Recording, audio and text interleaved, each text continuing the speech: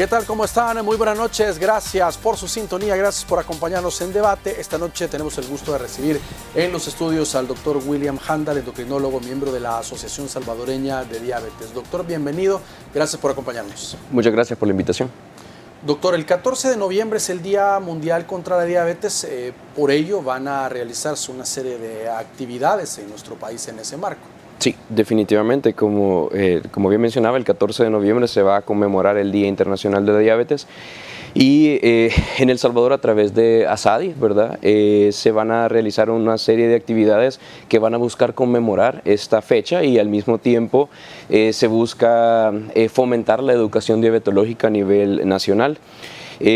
Precisamente el día de mañana a las 7 de la mañana se está convocando a toda la población, ¿verdad?, para que puedan llegar al Parque Cuscatlán, donde van a haber rifas, van a haber eventos musicales, van a haber charlas de educación diabetológica, ¿verdad? Definitivamente toda la población, no solamente los pacientes diabéticos, sino que sus familias, amigos, ¿verdad? Prácticamente todo el círculo todo el entorno familiar puede llegar para poderse informar, ¿verdad? Ya que la diabetes no es solamente la enfermedad del paciente, sino que también es de grupo familiar.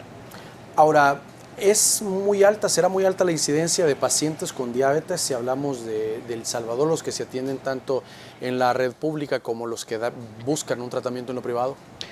Sí, la verdad que es bastante elevada. Hay pocos datos, hay un par de datos según la IDF que confirman de que en El Salvador aproximadamente se habla de un 10% de toda la población de diabéticos diagnosticados. Esto deja fuera muchos pacientes que o no saben que tienen diabetes o ya lo sospechan, quizás ya les dijeron, pero no acuden por diversos motivos, ¿verdad? Entonces no forman parte de las estadísticas.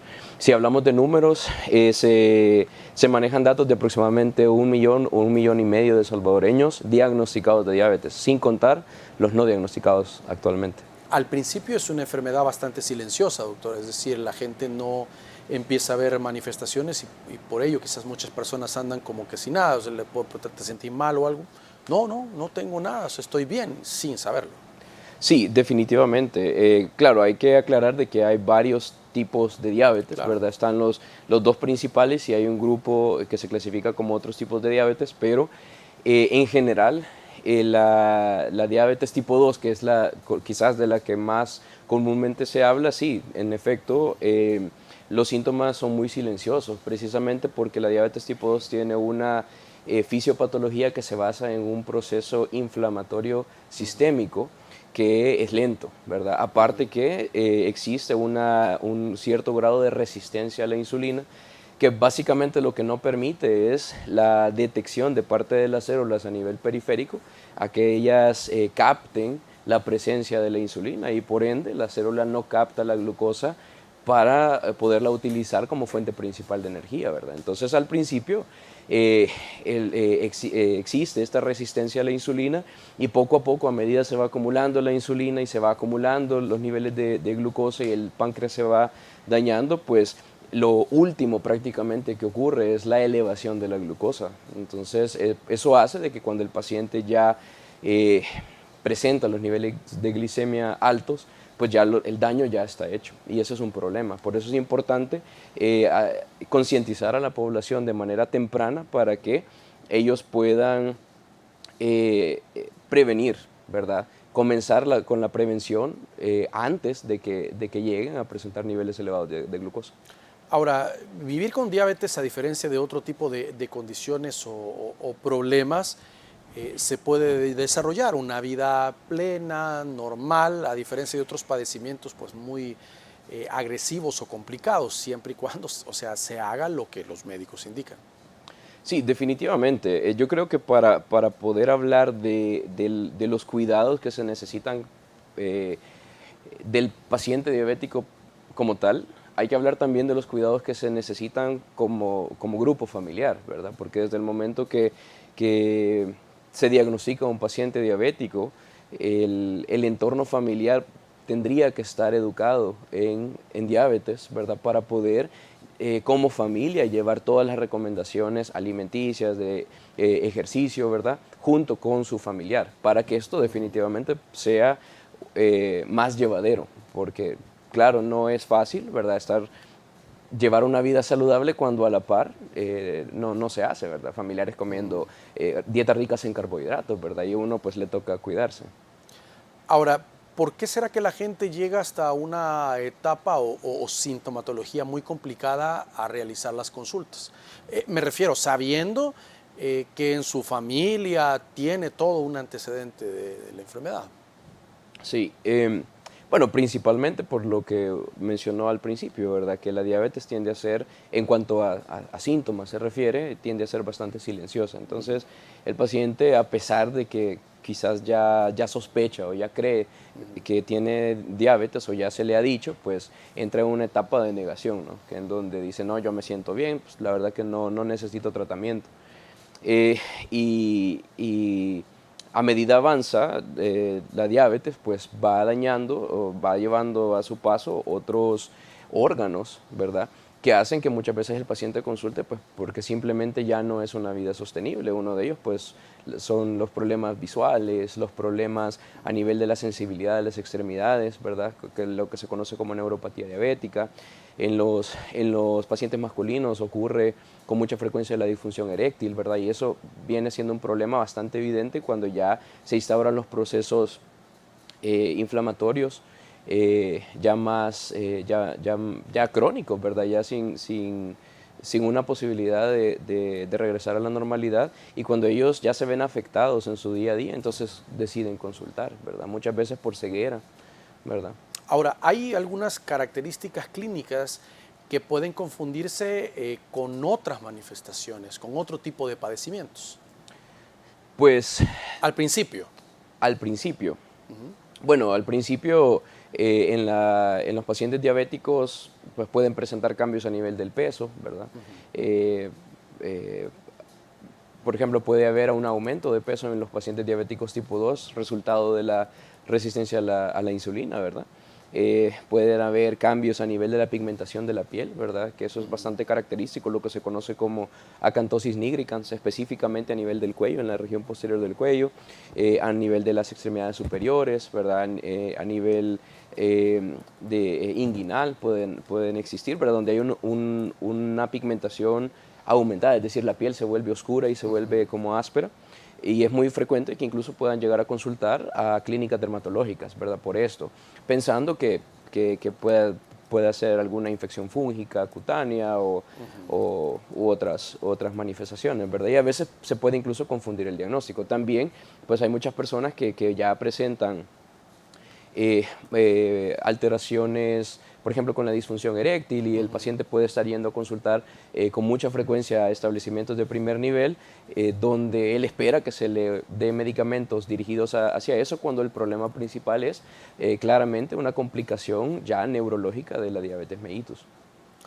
Ahora, ¿cuál es el examen o los exámenes que confirman que una persona tiene diabetes? ¿Solo es uno en sangre o es una serie, digamos, de diagnósticos que se realizan para decir a una persona, usted es diabética a nivel tal y tiene que empezar a cambiar un régimen a partir de este momento? Sí, creo que como establecimos al principio, es importante determinar no solamente el momento en el que la glucosa se eleva, ¿verdad? Que según las guías internacionales, pues hablan de una glucosa en ayunas arriba de 126 miligramos por decilitro, o arriba de 200 miligramos por decilitro ya en otras pruebas, ¿verdad? Por ejemplo, ya 2 horas después de alimentarse, o las pruebas al azar. Pero también es importante determinar el estadio antes de que la glucosa se eleve, y una de esas es a través de dos pruebas. Una de ellas es el índice OMA, se llama, que nos ayuda para determinar si el paciente tiene resistencia a la insulina, ¿verdad? Esto incluso recordemos que es el primer paso antes de que comience a elevar la glucosa. Entonces, esto nos permite incluso de determinar riesgo alto de diabetes en pacientes obesos que probablemente tengan glucosas normales, que incluso puedan tener glucosas en ayunas normales o incluso glucosas postprandiales normales. Pero si el índice de OMA está arriba de 2.5, eso nos va dando una pauta que el paciente tiene resistencia a la insulina y por ende está en un alto riesgo de desarrollar diabetes mellitus tipo 2 en este caso. También existe la hemoglobina glicosilada, ¿verdad? Que esa también algunos médicos se las pueden recomendar. Esta, más que todo, la utilizamos para controlar a un paciente diabético, ¿verdad? Y este nos ayuda a determinar, es como que fuera un promedio de los últimos 3 meses, de cómo han estado las glicemias en los últimos 3 meses. Y este nos puede dar un parámetro, ¿verdad? En donde nosotros podríamos determinar si el paciente ya está en un riesgo alto de diabetes, una diabetes bien controlada o una mal controlada. Ahora, hay gente que dice el tema de la alimentación, el tema obviamente de comer saludable, pero hay gente que tiene sobrepeso, que no hace ejercicio, que come re mal, y de repente va a hacer los exámenes y todo bien. Y hay otros que se cuidan, hacen ejercicio, de repente padecen diabetes. Claro. Entonces la gente dice, bueno, entonces, ¿qué estoy haciendo mal? O sea, ¿es un tema de genética? ¿Es que toda la familia de esta persona o ya tenía y hiciera lo que hiciera no iba a detener que le iba a llegar la enfermedad? Sí, definitivamente hay un componente preestablecido, ¿verdad? Hay un componente genético, o más bien una predisposición genética a la resistencia a la insulina.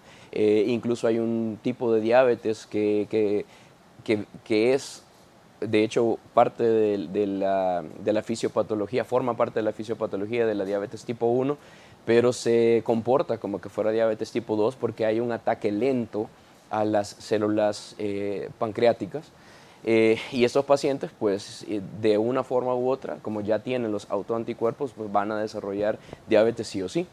Pero definitivamente la importancia de determinar no solamente si la glucosa está elevada, sino que también identificar en pacientes obesos la resistencia a la insulina, últimamente se vuelve de suma importancia. Probablemente en términos de prevención, quizás sería una de las pruebas de tamizaje que deberíamos de estar haciendo a nivel nacional, para poder concientizar a las personas que probablemente ellos se basan solamente en los niveles de glucosa. Y quizás de esta forma ellos podrían incluso darse cuenta que sí van por ese camino. Muy bien. Tenemos que hacer una pausa, por favor, acompáñenos, ya regresamos, tenemos más preguntas para el doctor esta noche.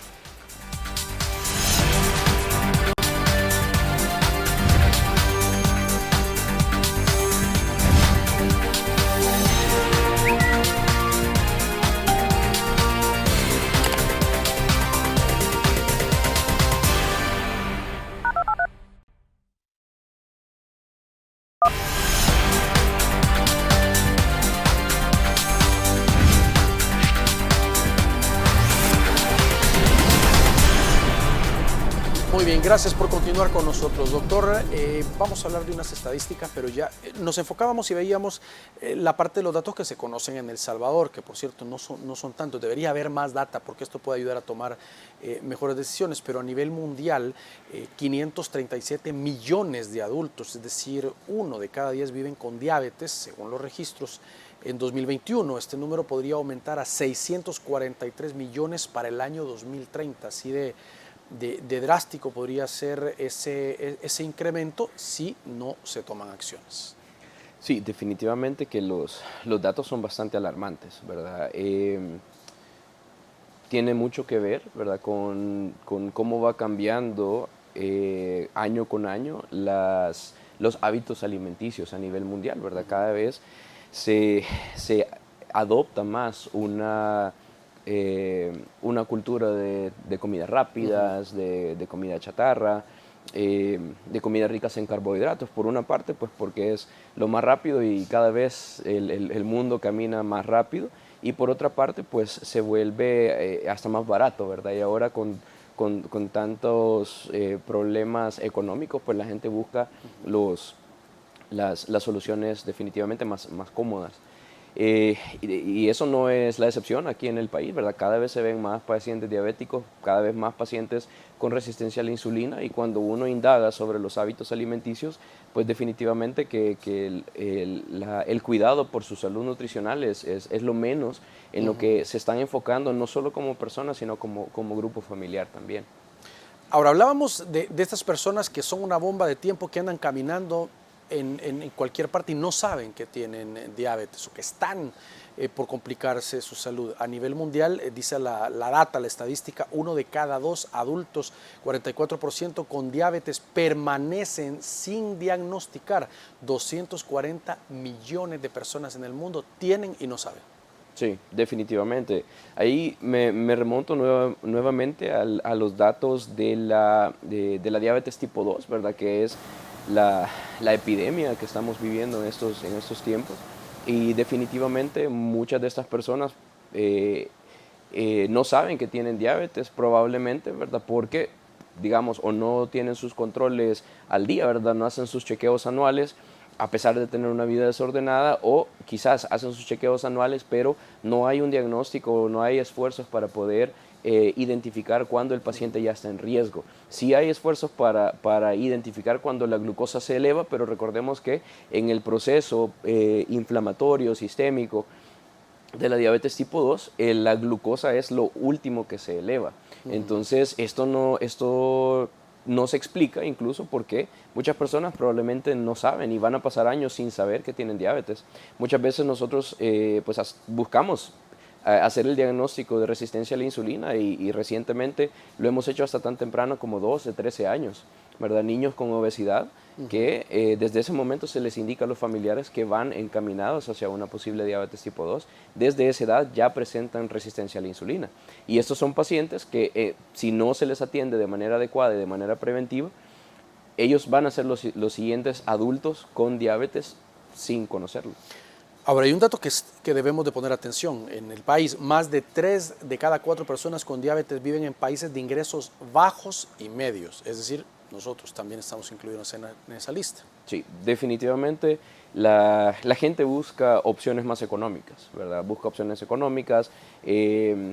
No es lo mismo una cena familiar basada o baja en carbohidratos, más bien, que, por ejemplo, ir a comprar a un restaurante de cadena, una restaurante de comida rápida para toda la familia. Definitivamente va a ser muchísimo más barato, ¿verdad?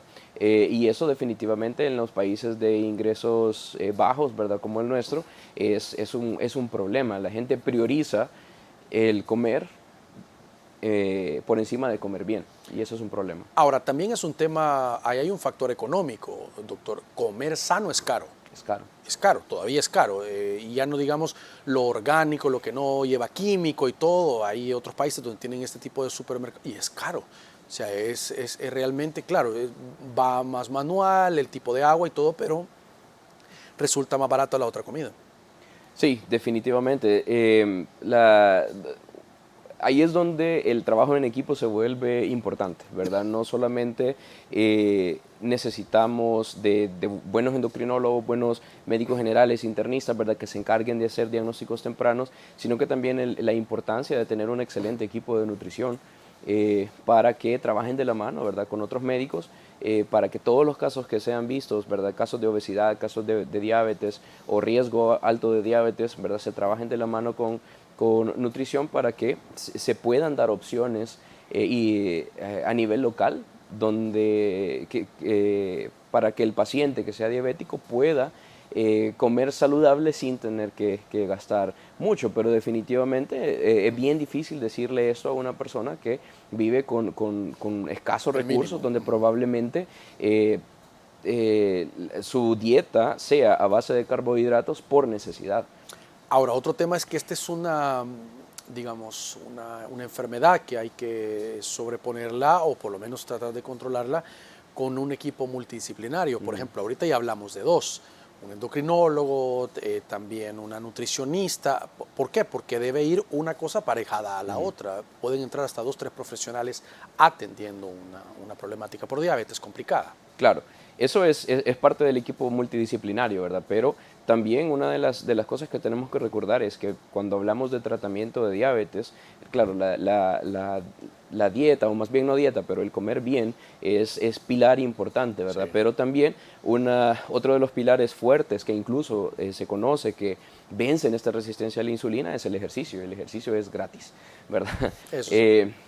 Y eso es lo que deberíamos de fomentar, especialmente nosotros que vivimos en países en vías de desarrollo, deberíamos de estar fomentando más el ejercicio, sabiendo de que probablemente una dieta balanceada, orgánica, como usted bien dijo, es en muchas ocasiones fuera del presupuesto de las familias salvadoreñas.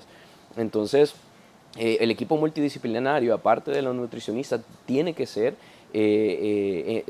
en conjunto también de los líderes de comunidades, ¿verdad? Para que se fomenten el ejercicio dentro de esta población, ¿verdad? Para que también ellos puedan disminuir su resistencia a la insulina a la par del medicamento y de los buenos hábitos alimenticios. Sin 541 millones de adultos tienen un mayor riesgo de desarrollar diabetes tipo 2, dice la data a nivel mundial. ¿Por qué la tipo 2? Bueno, la tipo 2, aclarando, ¿verdad? Tenemos la tipo 1 en donde se habla más de una autoinmunidad, ¿verdad? El paciente con diabetes tipo 1 pues tiene autoanticuerpos que de manera temprana pues ya están activos y estos atacan las células beta pancreáticas, y esto hace de que en la gran mayoría, no en todos, puedan ya manifestar o desarrollar las manifestaciones graves a una edad temprana. De ahí el término de que la diabetes tipo 1 es en jóvenes, pero esto es por el grado de destrucción de las células pancreáticas, el autoataque hacia el páncreas. Claro, hay personas que desarrollan diabetes tipo 1 a edades ya más avanzadas, e incluso hay un tipo de diabetes donde la destrucción es lenta y muchas veces se va desarrollando después de los 30 años. Hablando de la diabetes tipo 2, el problema principal acá es un cuadro de resistencia a la insulina.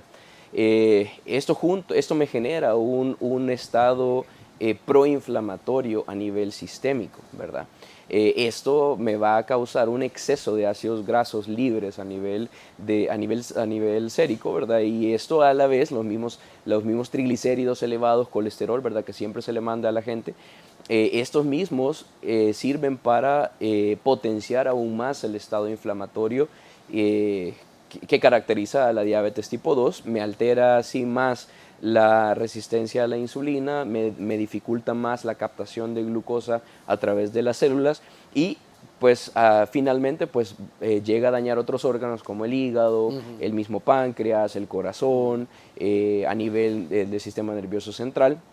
Y pues poco a poco va generando una serie de daños que muchas veces se vuelven irreversibles. Ahora la pregunta es, ¿por qué diabetes tipo 2? Bueno, porque se basa en la resistencia a la insulina, ¿verdad? Esto lo vamos a ver mucho en los pacientes obesos, ¿verdad? Pacientes que optan por una dieta rica en carbohidratos, que esto se agrava aún más con el sedentarismo, ¿verdad? Que ahora ya todos con los teléfonos, las tablets, y ya no hay ejercicio físico, ¿verdad? Y todo esto, todo lo que fomenta la obesidad me va a fomentar y me va a empeorar incluso la resistencia a la insulina y por ende la diabetes tipo 2. Y con estas tendencias ahí se explica por qué hay más predisposición a la diabetes tipo 2. Ahora, doctor, la glucosa, digamos, al hacerse un examen ayunas, una persona arriba de 40, 45 años, ¿cuál debe ser el valor normal? La glucosa normal, estamos hablando menor de 100, ¿verdad? Entre 70 miligramos por decilitro, 100 miligramos por decilitro. Esto va a variar a veces según laboratorio, pero definitivamente se ha establecido, ¿verdad? De que de 100 miligramos por decilitro, 110 a veces, hasta 125, pues se habla de una supuesta prediabetes, ¿verdad? Sin embargo, ahora ya sabemos de que esta famosa prediabetes simplemente es la indicación de que hay una resistencia a la insulina marcada y ya la glucosa comenzó a elevarse. Una forma muy práctica de explicarlo es como que fuera un iceberg, ¿verdad? La punta del iceberg es la glucosa alta y todo lo de abajo son todas las complicaciones que cuando ya usted ve esa punta del iceberg, todo lo demás ya ocurrió.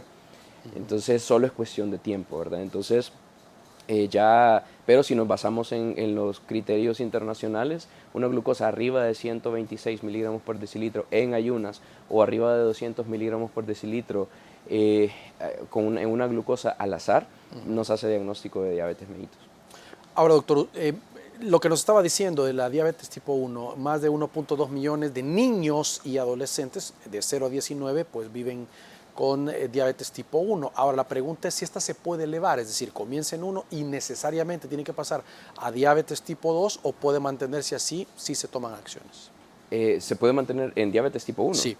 Sí, de hecho, la diabetes tipo 1 se basa en la autoinmunidad, ¿verdad? Se habla de que estos pacientes diabéticos tipo 1 ya tienen una predisposición genética y hay presencia de autoanticuerpos. Muchas veces son autoanticuerpos que atacan específicamente los receptores, ¿verdad? Que se encargan de la producción de la salida, perdón, de la insulina. Otros atacan directamente a las células beta pancreáticas, ¿verdad? Entonces, los pacientitos diabéticos tipo 1 se caracterizan por la presencia y la detección de esta autoinmunidad. Antes no se puede hablar de diabetes tipo 1, ¿verdad? Entonces, la diabetes tipo 1 tiene una historia natural que difícilmente se va a poder prevenir o incluso curar o incluso tratar. ¿Por qué? Porque la destrucción de la célula beta pancreática en estos pacientes es inminente. Desde el momento que nace, el páncreas, por así decirlo, tiene sus días contados.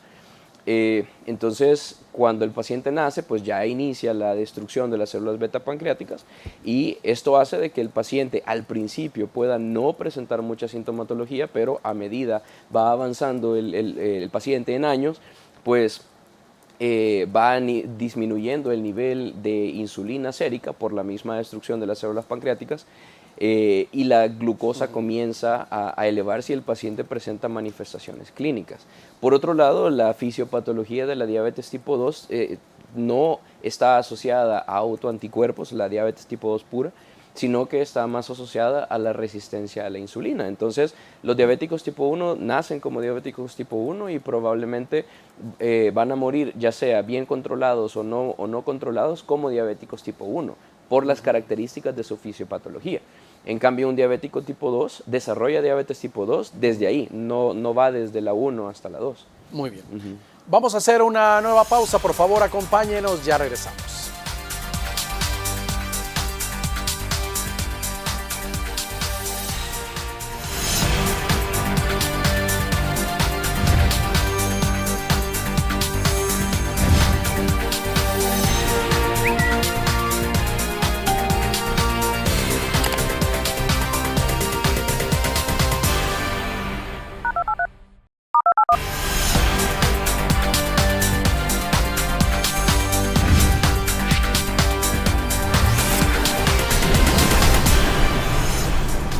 Muy bien, gracias por continuar con nosotros. Estamos hablando sobre diabetes esta noche con el doctor William Handal, endocrinólogo y miembro de la Asociación Salvadoreña de Diabetes.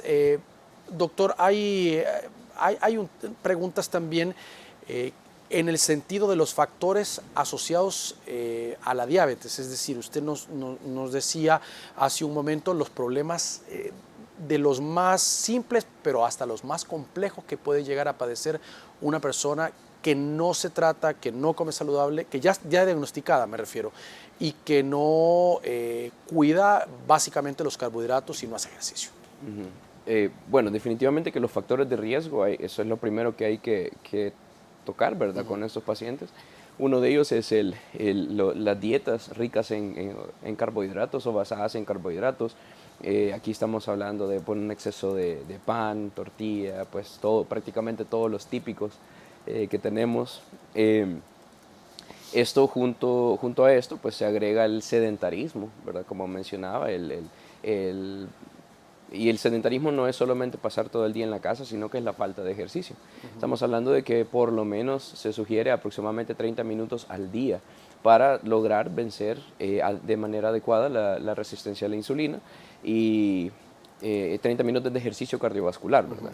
Y muchas veces, pues por el mismo ajetreo del trabajo, pues tenemos la tendencia de pasar del trabajo a la casa, de la casa al trabajo, y esa parte del ejercicio pues se pierde.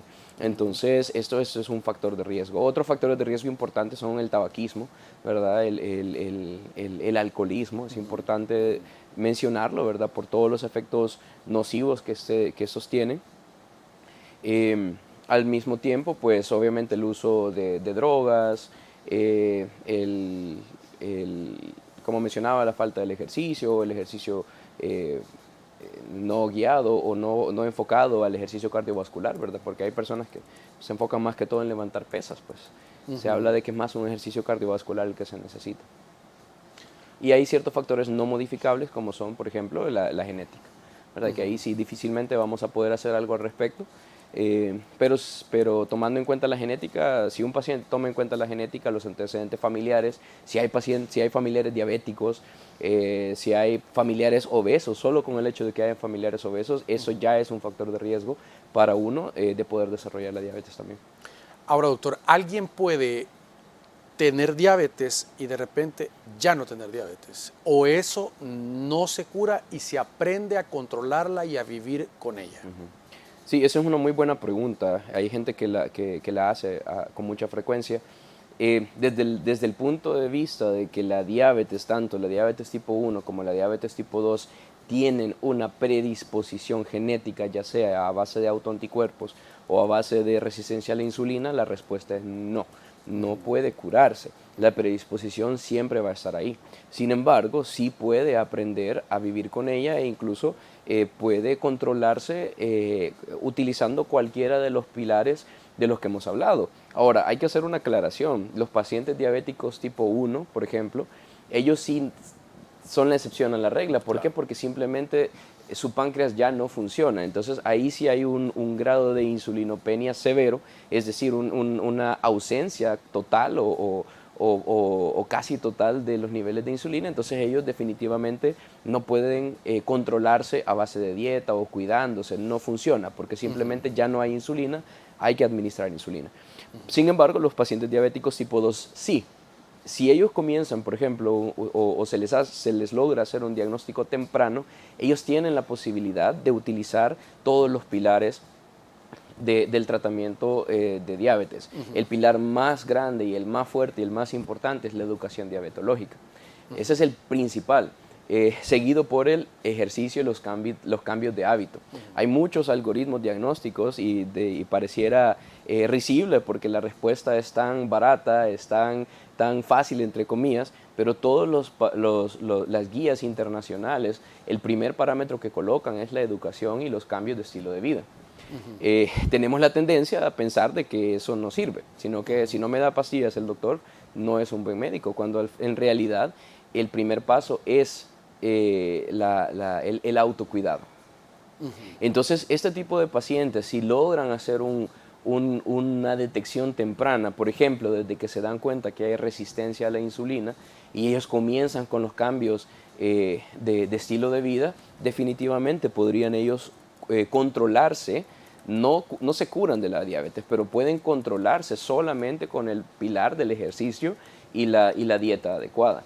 Hay pacientes incluso que no se diagnostican a este nivel, sino que se diagnostican ya más adelante, pero ellos toman responsabilidad de su enfermedad de una manera relativamente temprana, a pesar de que los niveles de glucosa están elevados, hacen cambios del estilo de vida e incluso a pesar de haber iniciado medicamentos como la metformina o la glibenclamida, solo el hecho de ellos cuidarse y de bajar de peso, pues entonces las glicemias comienzan a mejorar, se vence la resistencia a la insulina y se les va haciendo un decalaje de medicamentos, se le van quitando poco a poco, hasta que el paciente puede quedar controlado con dieta y ejercicio.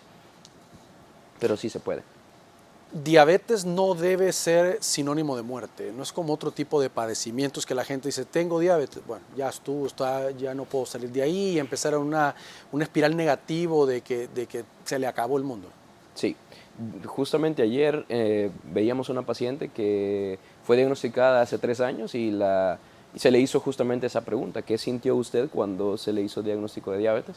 Y justamente esa fue su respuesta, yo me quería morir. Es una sensación bastante común en realidad, porque las personas creen que pues ya perdieron su vida, ya no van a poder comer rico, ya no van a poder ir a fiestas. De hecho, esas son las preocupaciones de la población, ¿verdad? Pero en realidad la diabetes es sinónimo no de muerte, sino de buen vivir, ¿verdad? Eso debería de ser el sinónimo. Si yo tengo el diagnóstico de una resistencia a la insulina, una diabetes tipo 2, es momento de veras tomar las riendas de la situación y comenzar un buen vivir. Comer bien, comer saludable, hacer ejercicio, ¿verdad? Cambiar el entorno familiar, ¿verdad? No sé cuántas familias tienen en su refrigeradora 1 o 2 sodas de diferentes marcas y sabores, ¿verdad? Y deberíamos de comenzar por ahí, ¿verdad?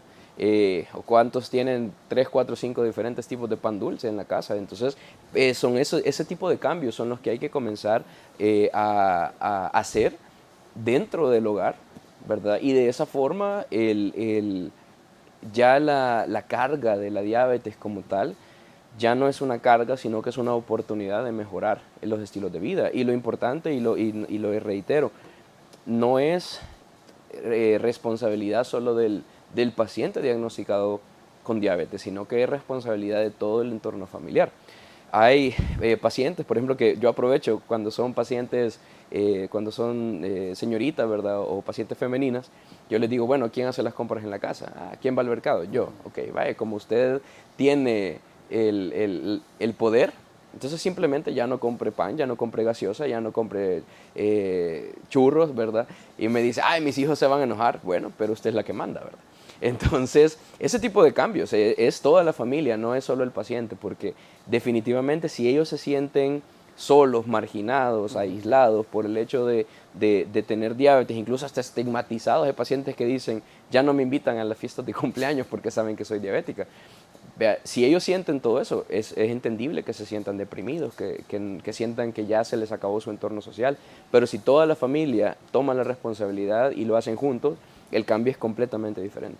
Ahora, el problema es que en nuestra cultura o nuestra sociedad se premia o se castiga con la comida. Vemos de repente un cumpleaños, vamos a comer, y de repente saliste bien, te vamos a llevar a comer. Y comer no es que te digan, te vamos a poner verduras, ensalada, o sea, los niños lo ven como otra vez, lo ven como un castigo. Y si te llevo a un lugar de comida rápida y todo, entonces te estoy premiando. Entonces eso va permeando en la cabeza de los niños y después ellos terminan haciendo esa clasificación, qué es bueno y qué es malo. Claro, sí, definitivamente es un problema, ¿verdad? Ahora bien, hay opciones, ¿verdad? Hay opciones en donde los pacientes diabéticos pueden optar por comer comidas saludables, pueden incluso si tienen alguna fiesta de cumpleaños, pues pueden optar por utilizar sustitutos del azúcar, ¿verdad? Refinado, como por ejemplo el Splenda o el Stevia, que también son endulzantes naturales y que no tiene un índice glicémico tan elevado como el de la glucosa, ¿verdad? Como el del azúcar, perdón, el que se vende en los supermercados, ¿verdad? Hay opciones en donde se pueden sustituir, por ejemplo, en vez de la hora de las meriendas, por ejemplo. En vez del pan dulce con el café, pues eso se puede perfectamente sustituir con una fruta, se puede sustituir con una galleta salada, ¿verdad? Pero porciones. Y eso es otro problema que nosotros tenemos, que para nosotros la porción es el plato entero, Sí. ¿verdad? Hay pacientes que se emocionan cuando se les dice, mire, usted tiene que comer desayuno, antes del almuerzo tiene que comer una merienda, después del almuerzo y antes de la cena otra merienda. Se emocionan porque dicen, ¡y qué rico!, ¿verdad? No, pero momento, es una porción. Ya cuando uno les explica, ¿verdad?, que estamos hablando de una porción de fruta, una porción de galleta, entonces dicen, ay, para ese chiste mejor no como, ¿verdad? O también ese 3, 4, 5 alimentos en el día se vuelve también importante, doctor, porque entiendo que en el tema de diabetes, eso de dejar de comer tanto tiempo y decir, desayuné a las 6 de la mañana y voy a almorzar hasta las 3 de la tarde, todo ese tiempo que transcurre también es un efecto que hace daño. Pues definitivamente no va a ayudar, especialmente los pacientes que están con hipoglicemiantes orales, por ejemplo. Claro está, no todos los medicamentos que se utilizan en la diabetes bajan la glucosa de manera tan drástica. Sin embargo, a nivel de Ministerio de Salud, la gran mayoría lo hacen. Por ejemplo, la glibenclamida, la glimepiride, todas las insulinas que se utilizan, estas tienen la característica que son secretagos, ¿verdad? O sea, estimulan a las células beta para producir más insulina. Y obviamente que si el paciente no come, pues el efecto de eso va a ser que la insulina pues va a utilizar la poca glucosa que hay en el cuerpo y el paciente puede sufrir consecuencias bastante graves, incluso puede conducir a la muerte, ¿verdad? Entonces, en base a eso, pues sí se le sugiere a las personas que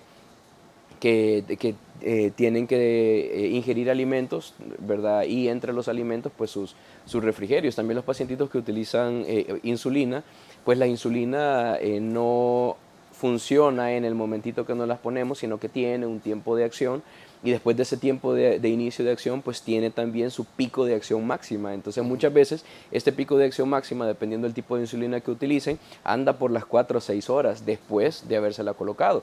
Entonces muchas personas, ¿verdad?, en ese momento tienen un exceso de insulina, están hiperinsulinizados. Obviamente les va a dar más hambre porque la glucosa comienza a descender, ¿verdad? Y es en estos momentos donde podríamos fomentar nosotros el uso de o la práctica más bien de las meriendas. Pero insisto, no son 4 pupusas ni el pan dulce con el café, ¿verdad? Sino que son porciones adecuadas a cada tiempo. Muy bien. Tenemos que hacer una nueva pausa. Por favor, acompáñenos. Ya regresamos.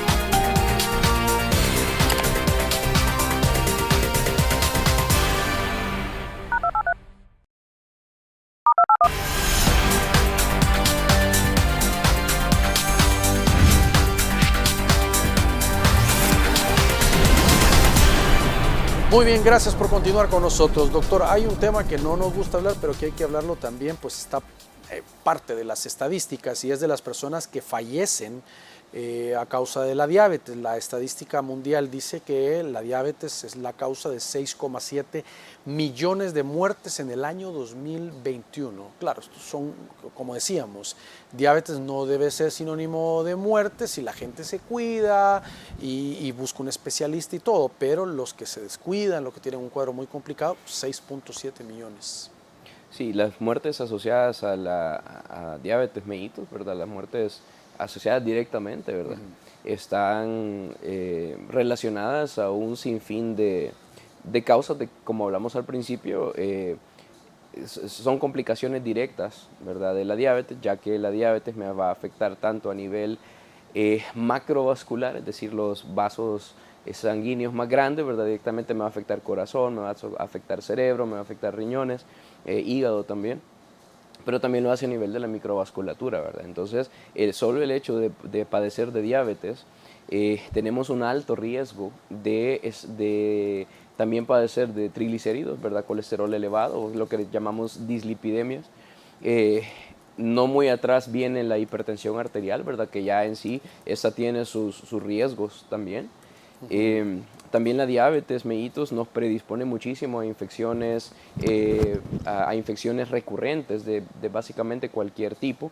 Muchos pacientes, pues las infecciones de vías urinarias a la cabeza, que las infecciones de vías urinarias, a medida avanza el paciente en edad, a medida está, digamos que peor controlado, pues estas infecciones se vuelven no solo cada vez más frecuentes, sino que también cada vez más graves, y estos pueden llevarnos a cuadros sépticos que provocan la muerte. Por otro lado, como les mencionaba, pues la enfermedad renal crónica asociada a la diabetes es otra de las que se está viendo cada vez con mayor frecuencia, que la enfermedad renal crónica, ¿verdad?, prácticamente surge de un problema a nivel vascular, a nivel renal, ¿verdad?, de que me deja el riñón, básicamente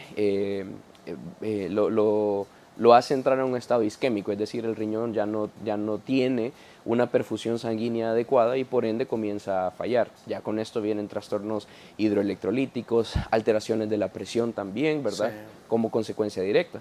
Por otro lado, también tenemos el corazón, ¿verdad? Hay una predisposición bastante elevada a padecer de una enfermedad aterosclerótica cardiovascular, que prácticamente lo que significa es que los vasos grandes, y hablando ahorita específicamente del corazón, se vuelven gruesos, o más bien pierden su elasticidad, y aparte de eso tienen una acumulación de grasa, ¿verdad? Placas de grasa, el resultado de los triglicéridos, el colesterol, sobre los vasos, y esto hace de que el espacio en donde pasa la sangre se vaya reduciendo poquito a poquito.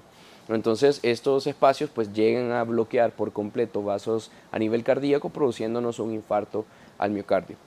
Por otro lado, a nivel cerebral, pues también podemos tener los mal llamados derrames cerebrales, ¿verdad?, o los eventos cerebrovasculares, producto directo del daño vascular que la misma diabetes me puede producir, así como también de, de lesiones trombóticas, ¿verdad? Que pueden surgir de las mismas placas ateromatosas que van a parar a los vasos más pequeños a nivel cerebral o incluso antes, ¿verdad? A nivel carotidio se puede tapar por completo y eso hace de que el espacio después del sitio donde ocurrió el tapón, pues simplemente se queda sin sangre y todo ese territorio cerebral se pierde. Muchas veces los pacientes con derrame cerebral pues, no fallecen, simplemente quedan con secuelas permanentes o temporales, parciales, totales, eso depende de cada quien, pero hay ocasiones en donde sí el vaso que se ha ocluido es demasiado grande o está en una circulación proximal al corazón y prácticamente ocurren daños irreparables, irreversibles y catastróficos a nivel cerebral que terminan con la muerte del paciente. 966.000 millones de dólares en salud se gasta en atención de diabetes, el 9% del total mundial gastado en atención médica por este tipo de padecimientos. Es una carga también a todos los gobiernos.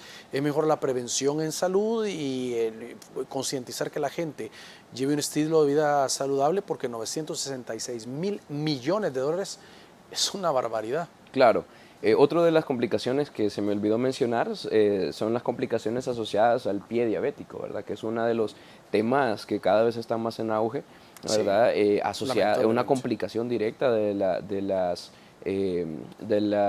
los problemas a nivel periférico, ¿verdad? De la diabetes mellitus. Que pueden llegar a amputación, ¿verdad? Definitivamente, ¿verdad? Y eso prácticamente el paciente se puede hacer una herida, ¿verdad?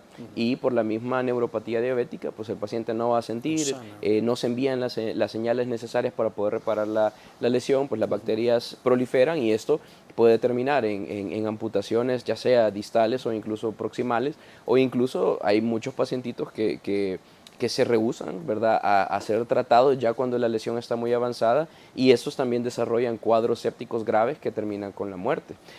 Hablando siempre de lo económico, definitivamente que el pie diabético es en sí otra causa de un gasto público e incluso un gasto aumentado dentro de los hogares, porque muchos de estos pacientes que terminan amputados son personas que todavía están activos laboralmente hablando. Entonces, muchas veces incluso son los que llevan el sustento a sus hogares. Entonces, una persona, por ejemplo, que sea motorista de alguna unidad que termine amputado, pues no puede continuar trabajando de eso. Entonces, esto definitivamente viene a sobrecargar económicamente a las familias. Y definitivamente que las complicaciones asociadas directamente a la diabetes van a generar un gran costo a nivel hospitalario, por lo cual es importante hacer hincapié en que la prevención es el pilar más grande y más importante de todos. La prevención en el sentido de lo que estamos hablando, a alimentarse bien, hacer ejercicio, doctor, pero por ejemplo los chequeos, a usted como especialista, ¿a partir de qué edad usted recomienda que alguien debería decir, no, me voy a hacer el perfil de hombre sano, voy a chequear azúcar y todo, y empezar a hacer como los exámenes un poco más frecuentes, ya no digamos alguien que diga, bueno, mi familia todos son diabéticos? Bueno, definitivamente que como mencionábamos, ¿verdad? El trabajo en equipo aquí es esencial y el responsable del chequeo del adulto es el pediatra. Okay. ¿Verdad? Entonces, desde la edad pediátrica, los colegas pediatras son los encargados de identificar estos pacientes que están en riesgo. Yeah. ¿Para qué? Para que no lleguemos a los 20, 25 años sin haber visitado a un médico ni una vez, cosa que ocurre con mucha frecuencia. Sí. Entonces, desde la edad pediátrica, incluso desde la educación preconcepcional que debería de ocurrir, desde entonces ya se debería de fomentar. Pero bueno, si una persona pues nunca se ha hecho ningún tipo de chequeo, nunca es muy temprano, ¿verdad? Okay, lo puede hacer desde la adolescencia o incluso los papás que tienen hijos que son obesos, que son evidentemente obesos. Desde ese momento hay que chequearlos para hacerles un perfil metabólico y ver si en realidad existe o no existe una resistencia a la insulina.